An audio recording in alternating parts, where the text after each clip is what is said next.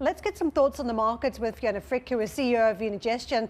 Fiona, thank you very much for joining us. I was posing the question earlier as to whether we had a turning point for markets last week. We did see some momentum stateside and also here in Europe. Are we getting to the point where earnings could be a positive catalyst again, at least for a few weeks here? I would say that last week earnings were good and it surprised the market on the positive side.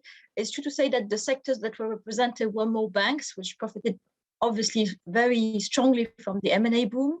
There was also TSMC, the Taiwan semiconductor company, that issued very good result. So this was a good story in a narrative that has become around that stagflation. So it showed that growth is still there and that it's not completely disappearing with the high inflation.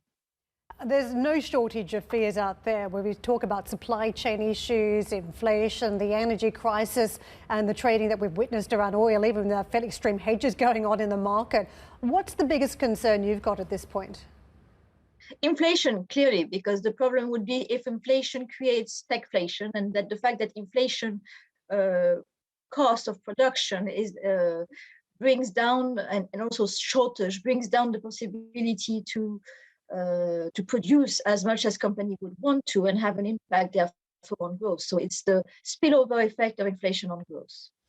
Fiona, what's there to go for in this environment? It was interesting watching the earnings come through in the States, and yet some companies didn't necessarily trade higher on the back of the numbers at first blush. And you got the sense that maybe investors were a little concerned about the multiples and whether this quarter represents the rebound peak. What do you think? I think the effect of the shortage we have now and the energy price will be more seen in the fourth quarter of earnings. So that's why investors were quite cautious about being too positive on the earnings surprise. Furthermore, there was a lot which was already in the price. So as you say, valuations are quite high. Valuations were quite high because although on a historical basis they were quite high, compared to other classes and especially bonds, they were less high. But obviously if bond yield go up, equity becomes more expensive. So there is a worry from the market, from a micro environment with earnings and also from a macro environment with inflation, energy and interest rate hike potential. Hi, I'm Joanna Bersecci and thank you for watching. You can check out more of our videos by clicking on the boxes on the screen.